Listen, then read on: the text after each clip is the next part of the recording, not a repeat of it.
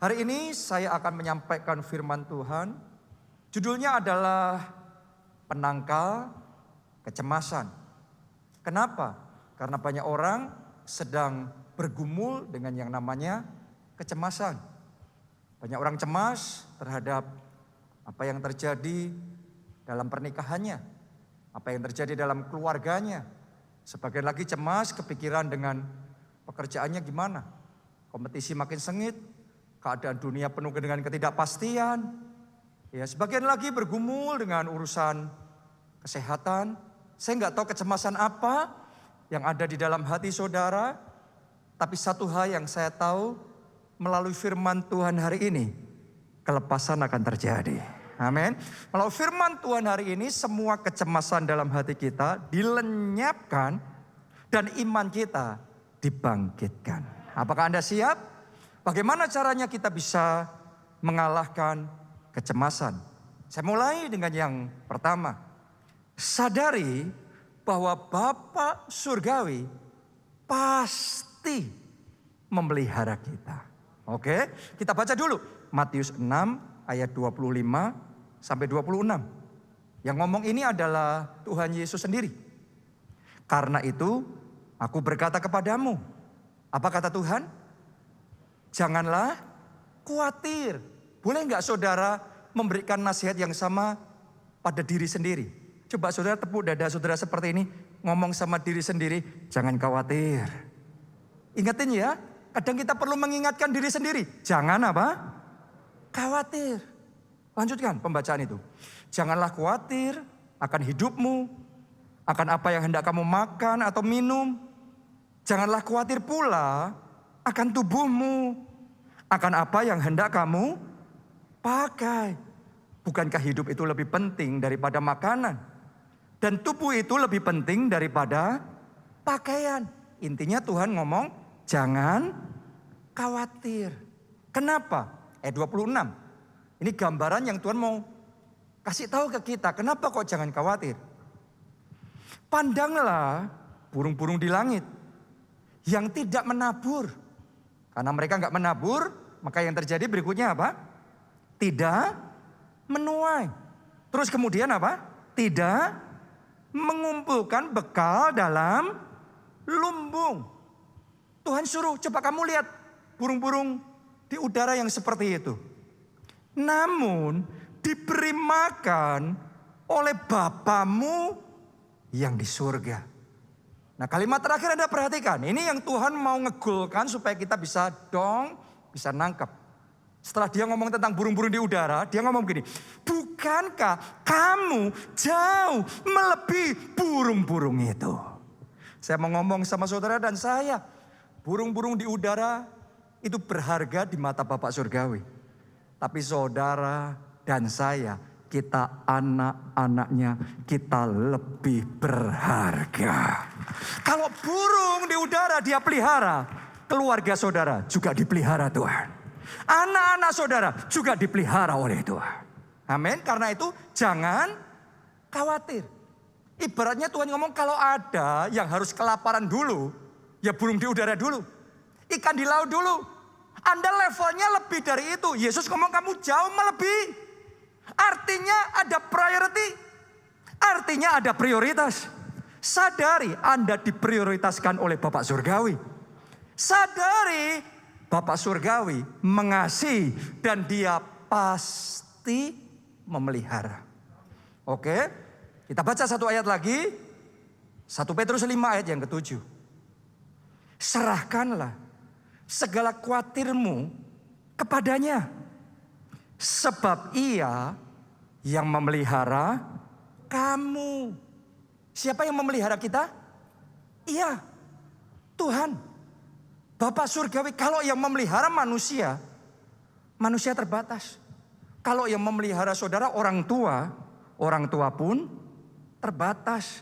Kalau yang memelihara saudara adalah bos saudara atau perusahaan di mana Anda bekerja, semuanya terbatas. Tapi yang memelihara kita adalah Bapak Surgawi. Ia yang menciptakan surga dan bumi. Ia yang punya kuasa tidak terbatas. Di padang gurun, bangsa Israel butuh makan daging. Dia kirimkan hujan burung puyuh. Dan kemudian mereka pesta daging di padang gurun. Waktu nggak ada air. Dia bisa suruh Musa perintahkan supaya air keluar dari bukit batu. Saat Tuhan Yesus melayani 5.000 orang laki-laki, nggak ada makanan. Dia tanya, ada berapa roti? 5 roti. Ada berapa ikan? Ada berapa roti? 5 roti. Ada berapa ikan? 2 ikan. Dan di situ diberkati 5 roti dan 2 ikan. Ternyata cukup ngasih makan 5.000 orang laki-laki. Bukan cuma cukup, bahkan sisa. Sisanya berapa? 12 bakul. Modal awalnya 5 roti, 2 ikan. Sisanya 12 bakul, berarti berlimpah-limpah. Saya berdoa yang sedikit di tangan saudara hari ini diberkati, diberkati cukup untuk semua kebutuhan, bahkan sisa, bahkan berlebih. Seperti itu Bapa Surgawi memelihara kita, karena itu jangan khawatir. Kadang-kadang kita sebagai orang tua, kita juga kepikiran nyekolahin anak kita, nanti biayanya gimana. Itu sempat dialami oleh orang tuanya istri saya, Pastor Nita.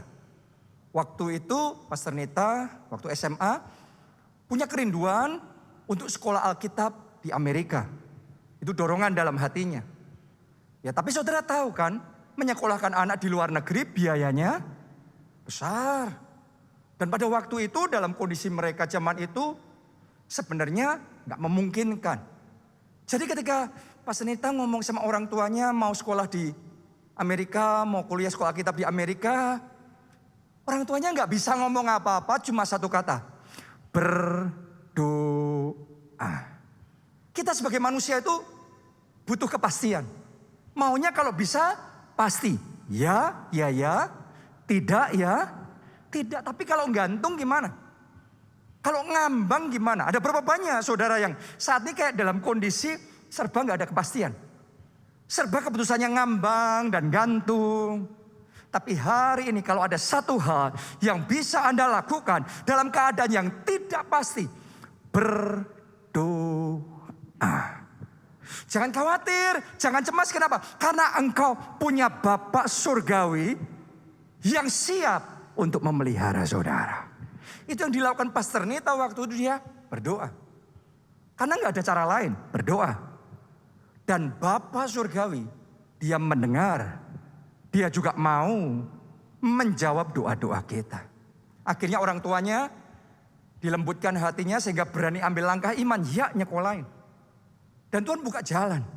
Saya sudah melihat dari sejak kepengurusan visa, waktu itu saya ada di sana juga, waktu antri di kedutaan, ya semua yang antri di depannya, semua ditolak, dimarah-marahin.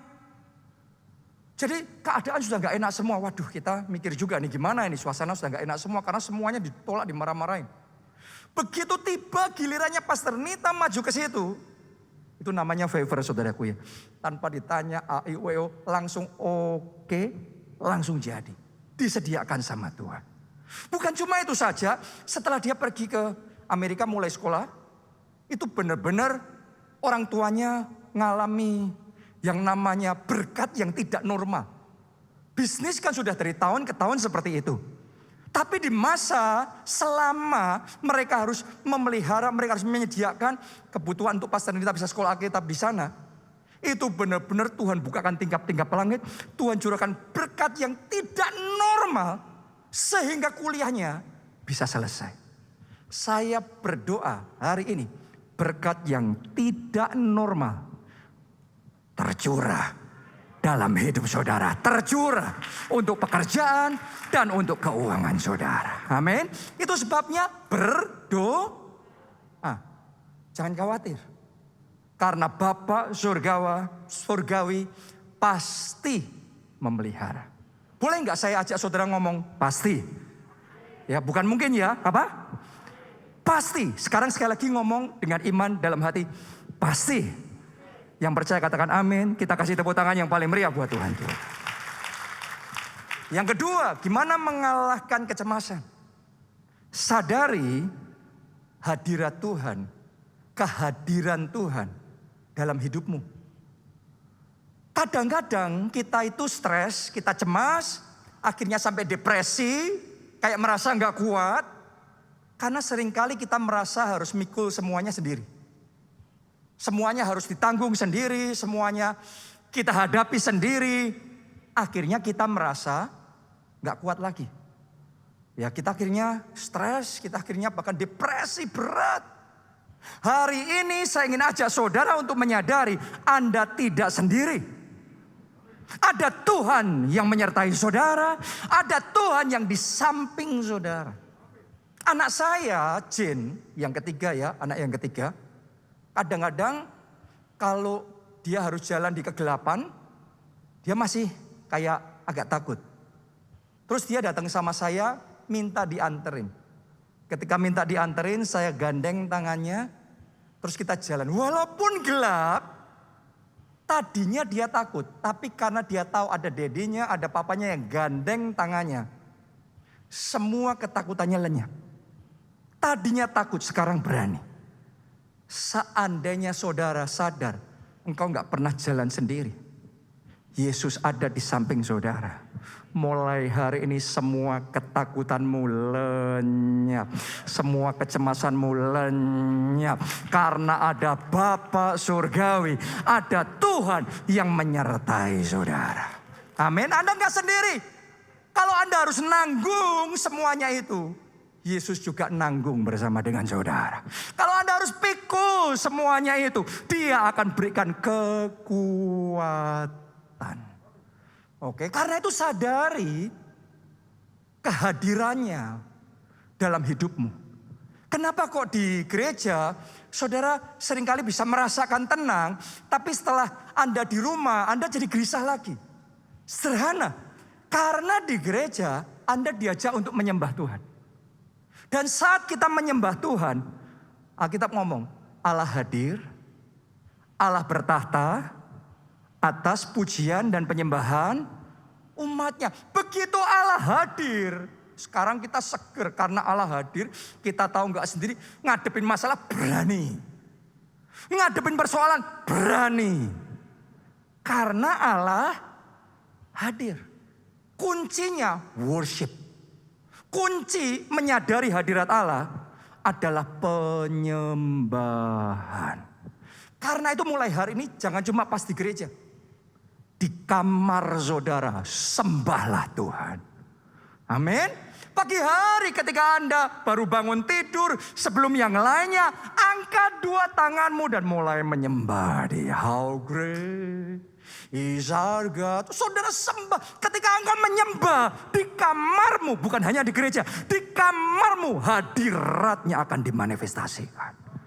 Ketika kau menghadapi beban berat, pergumulan yang sangat susah dalam hidupmu, jangan tanggung semuanya sendiri. Sembahlah Tuhan. Dia hadir. Begitu Dia hadir, firman Tuhan akan tergenapi dalam hidupmu. Kalau Allah di pihakku, siapa lawanku? Kalau Allah bersamaku, aku lakukan perbuatan yang besar dan ajaib. Bersama dengan Tuhan akan ada kemenangan. Tepuk tangannya pula yang paling meriah buat Tuhan kita. Jadi mulai sekarang penyembahan harus jadi gaya hidup. Suatu ketika kemarin ya, saya baru aja dengar Pastor Adeboye itu cerita apa yang dia lakukan kalau doa 5 jam, 6 jam.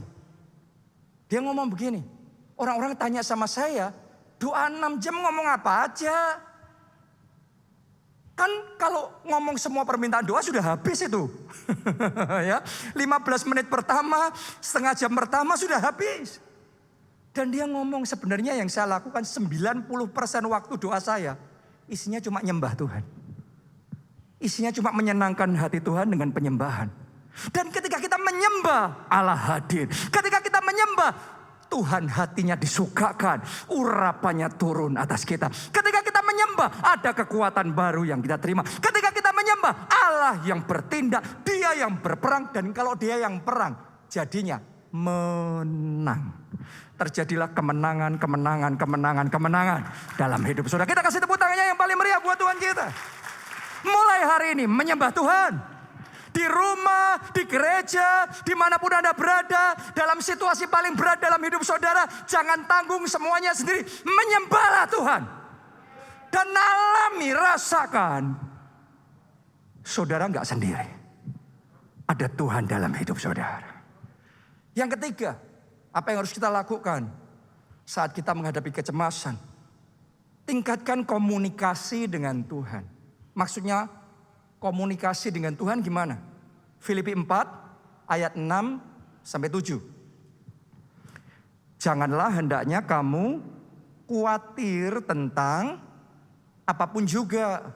Jadi apapun kekhawatiran Anda termasuk dalam kategori apapun juga ini. Firman Tuhan ngomong jangan khawatir. Ya, daripada saudara mikirin masalah itu pusing-pusing sendiri, stres-stres sendiri, khawatir-khawatir sendiri, depresi-depresi sendiri. Sekarang firman Tuhan mau ngasih jalan keluar, solusi. Gantinya apa yang harus kita lakukan kalau nggak boleh khawatir terus ngapain? Kan masalahnya berat. Tetap harus kita hadapi. Jadi gimana? Apa yang harus kita lakukan? Perhatikan.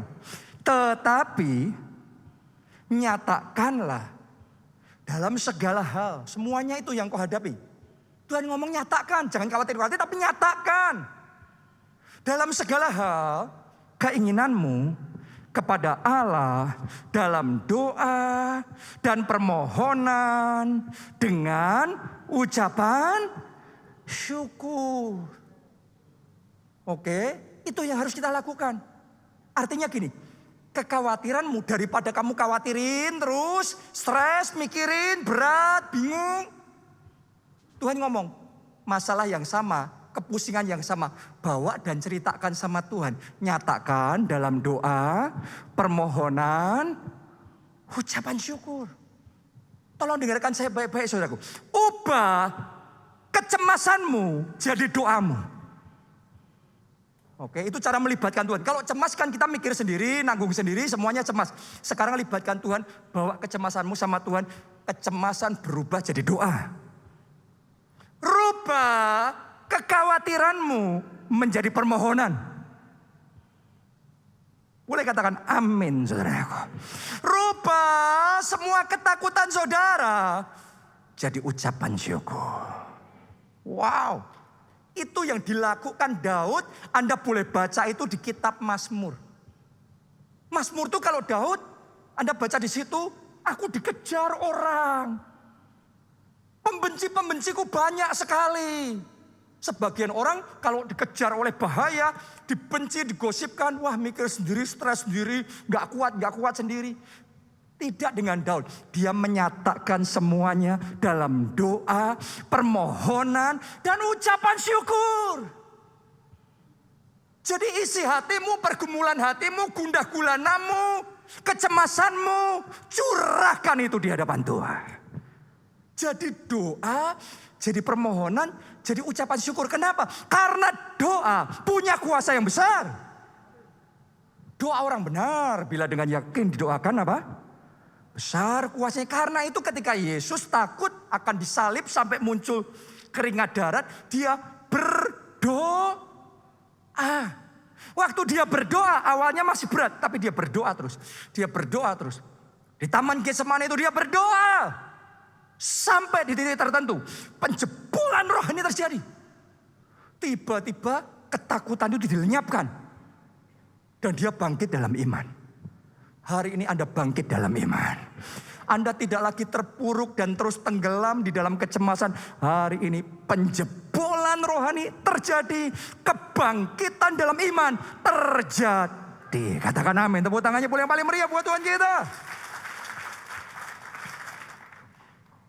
Artinya doa lebih sakti dari obat antidepresi.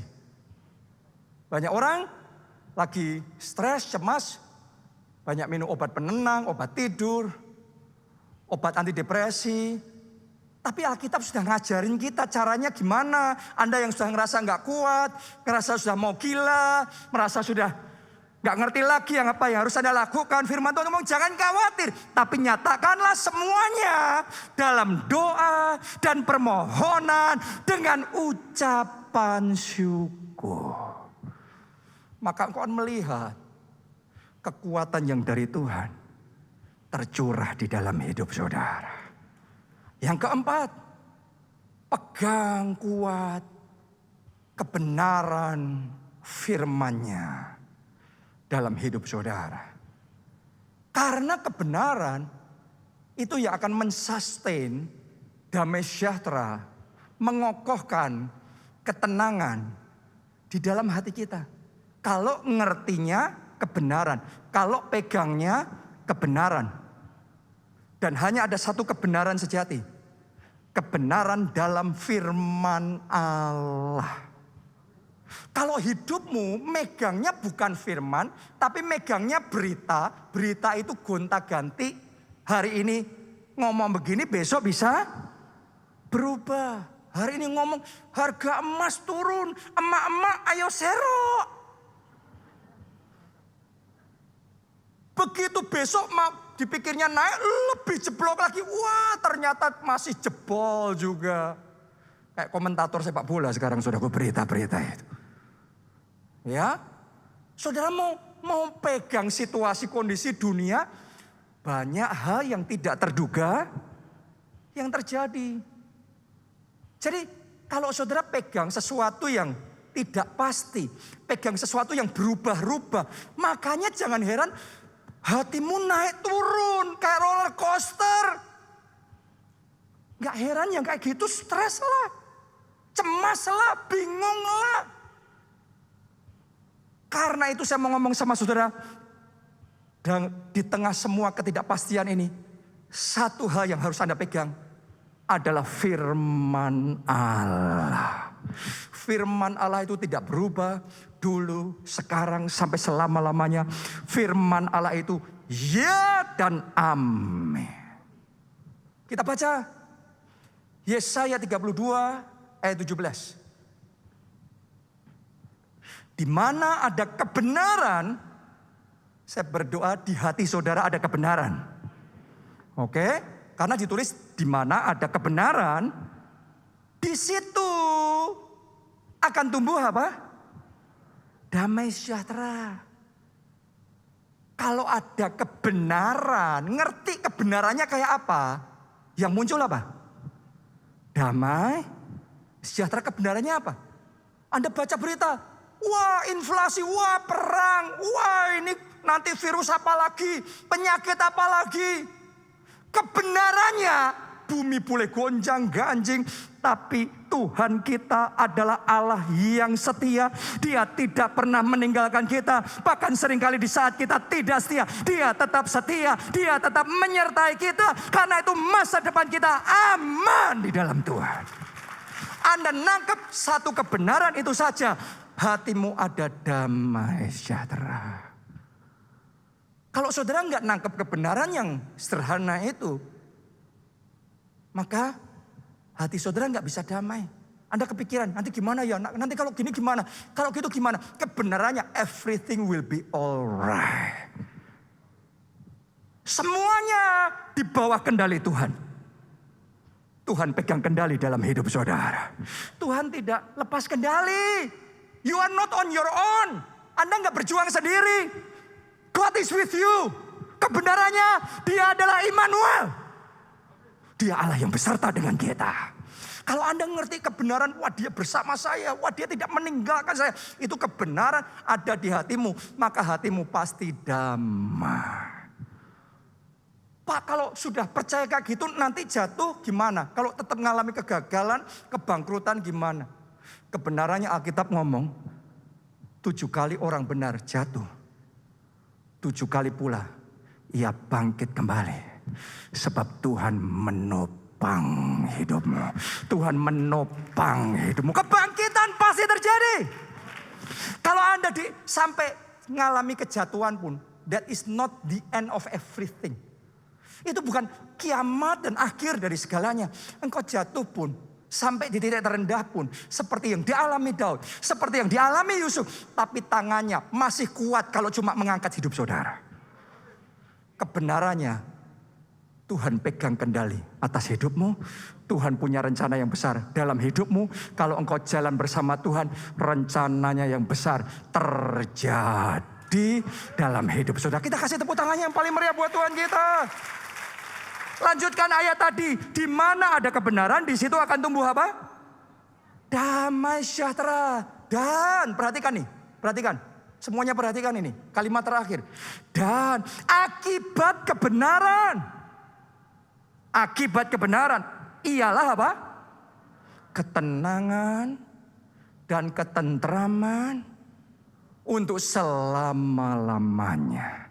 Boleh nggak tangan kanan saudara taruh di dada sambil ditepuk sedikit dan katakan dalam nama Yesus. Lebih kuat katakan dalam nama Yesus. Ketenangan dan ketentraman untuk selama-lamanya dalam hatiku. Katakan amin, tepuk tangannya yang paling meriah buat Tuhan kita. Haleluya. Yang kelima, yang terakhir. Mengalahkan kecemasan. Kobarkan Roh Allah dalam diri saudara. Maksudnya apa? Kita baca 2 Timotius 1 ayat 6 sampai 7. Karena itulah kuperingatkan engkau untuk mengobarkan karunia Allah. Untuk apa? Ditulis di sana. Mengobarkan. Boleh nggak semuanya katakan mengobarkan? Ngomongnya mengobarkan sampai terasa kobaran di hati saudara. Kayak ada sesuatu yang coba semuanya katakan mengobarkan. Mengobarkan beda sama mendiamkan. Mengobarkan beda sama memadamkan. Kalau memadamkan itu turun. Kalau mengobarkan itu ada kayak kobaran api. Benar nggak? Ibaratnya seperti kayak teh. Terus sudah dikasih gula. Begitu teh dimasukin gula langsung manis nggak? Nggak. Perlu dikobarkan. Pakai apa? Sendok. Perlu diaduk. Ketika diaduk, di situ gulanya menyatu, blending tuh. Sehingga efeknya mulai terasa. Tadinya hambar, tawar, sekarang jadi manis. Tanpa dikobarkan, walaupun ada gulanya, yang tawar tetap tawar. Butuh dikobarkan. Saya mau ngomong sama saudara, kalau Anda terima Roh Kudus, Anda terima karunia dari Tuhan, bukan berarti langsung kerasa efeknya. Makanya butuh belajar untuk apa? Mengobarkan. Nah, kita mau jangan padamkan roh. Kobarkan, biarlah rohmu menyala-nyala. Biarlah rohmu menyala itu bukan pasif nunggu terus tiba-tiba menyala sendiri. No, kobarkan. Hari ini saya ingin ajak saudara belajar mengobarkan roh. Banyak orang Kristen gak ngerti cara mengobarkan roh. Ya, tapi kalau saudara ngerti bagaimana mengobarkan roh, nanti efeknya akan kerasa. Seperti tadi, teh dikasih gula, terus dikobarkan, diaduk, maka efeknya akan kerasa. Tawar jadi apa? Manis. Mari kita baca, selesaikan dulu ayat yang tadi. Mengobarkan karunia Allah yang ada padamu oleh penumpangan tanganku atasmu. Sebab Allah memberikan kepada kita bukan roh ketakutan. Melainkan roh yang apa? Membangkitkan kekuatan. Kalau engkau tahu cara mengobarkan spirit itu, tiba-tiba kekuatan dari atas dibangkitkan dalam hati saudara. Efeknya akan kerasa. Tadinya pertama kali engkau mulai berdoa masih lemes. Kalau engkau tahu cara berdoa untuk mengobarkan, tiba-tiba yang lemes jadi kuat. Karena roh itu membangkitkan kekuatan. Bukan cuma kekuatan. Apalagi kasih. Banyak orang kasihnya jadi tawar hambar. Tapi Anda tahu cara mengobarkan roh, kasih mula-mulamu dikobarkan kembali. Bukan cuma itu aja. Dan yang terakhir apa? Ketertiban. Anda yang punya Alkitab bahasa Inggris, ketertiban dalam Alkitab saudara ditulis sebagai apa? Sound mind. Sound mind itu pikiran yang tajam, yang jernih. Kalau orang stres, cemas, takut, bisa mikir jernih enggak? Enggak, pikiran kita kalut, kacau semuanya, sudah enggak bisa mikir apa-apa. Tapi ketika saudara tahu mengobarkan roh, semua keburaman, semua kebingungan disingkirkan. Tuhan ngasih saudara pikiran yang terang, ngasih saudara pikiran yang tajam, pikiran yang jernih. Sehingga Anda bisa melihat ini jalan keluarnya. Ini keputusan yang harus saya ambil. Ini rema yang Tuhan kasih untuk saya kerjakan. Dan itu Anda akan alami ketika, apa tadi? Kita belajar untuk mengobarkan roh. Boleh lihat ke depan sini saudaraku. Pernah gak saudara tahu arang? Arang sudah ada apinya. Gimana cara mengobarkannya? Mesti dikipasin. Supaya kobarannya tambah hot, panas. Kipasnya harus gimana? Ngipasinya tambah kuat. Bisa gak kita berharap panas sendiri tanpa ngapa-ngapain? Enggak. Kalau enggak diapa-apakan, walaupun arangnya sudah ada apinya. Apinya lama-lama padam. Anda terima baptisan Roh Kudus. Sudah ada Roh Kudus dan karunia Allah di dalam diri saudara. Kalau engkau enggak tahu cara mengobarkan, enggak heran apimu padam. Talenta-talenta yang Tuhan sudah kasih, hikmat yang begitu luar biasa yang Tuhan sudah kasih, kayaknya enggak ada efeknya. Kalau api padam, arang yang apinya sudah padam, dipegang, kerasa panas enggak? Namanya sudah padam. Enggak ada efeknya. Karena itu belajarlah mengobarkan. Kalau engkau tahu mengobarkan, kita dekat saja, panasnya sudah kerasa, efeknya sudah kerasa kayak tadi. Mengobarkan karunia Allah, mengobarkan roh Allah yang ada dalam dirimu. Sehingga yang bangkit kekuatan, kasih, dan sound mind. Pikiran yang tajam, yang kuat. Jadi mulai hari ini, kobarkan rohmu. Amin. Cara ngobarkan rohnya gimana? Coba saya kepengen ngetes ya. Coba saudara ngomong amin. Coba sekali lagi saudara ngomong amin. Good. Sama-sama ngomong amin. Mungkin saudara gak harus teriak sampai serak suaranya, gak perlu. Tapi saudara harus ngerti cara ngomong amin. Yang itu amin yang mengobarkan. Ketika engkau ngomong amin, amin. Kerasa beda sama kalau ngomong aminnya, amin. Amin. Amin. Oke, lain. Saya mulai rubah. Dulu saya karena saya sebenarnya tipe pemikir, jadi saya tidak merasa perlu ngapain sih amin-amin ini saya yang penting tahu. No, ini bukan masalah tahu nggak tahu. Tahu nggak tahu terjadi di otak kita, pikiran kita. Tapi mengobarkan di spirit kita perlu dikobarkan melalui apa? Perkataan profetik kita. Melalui apa? Doa-doa kita. Ketika saudara bahasa roh, itu sudah mengobarkan roh. Ketika Anda memuji, menyembah, Anda sedang mengobarkan. Dan ketika Anda melakukan semuanya itu, lakukan dengan attitude untuk mengobarkan. Kalau doa, jangan doa yang membuat lemes dan ngantuk. Seperti murid-murid Yesus, diajak Yesus berdoa, terus ditinggal sebentar sama Yesus, gak lama balik dilihat sudah tidur. Ada cara doa yang menidurkan. Siapa di sini kalau doa ngantuk? Siapa kalau doa tidur? Ada yang salah tuh dalam cara doanya. Makanya Tuhan Yesus ngomong, tidak sanggupkah kamu berjaga-jaga barang 1 jam? Kenapa? Kalau doa, ayo kita semua berdoa.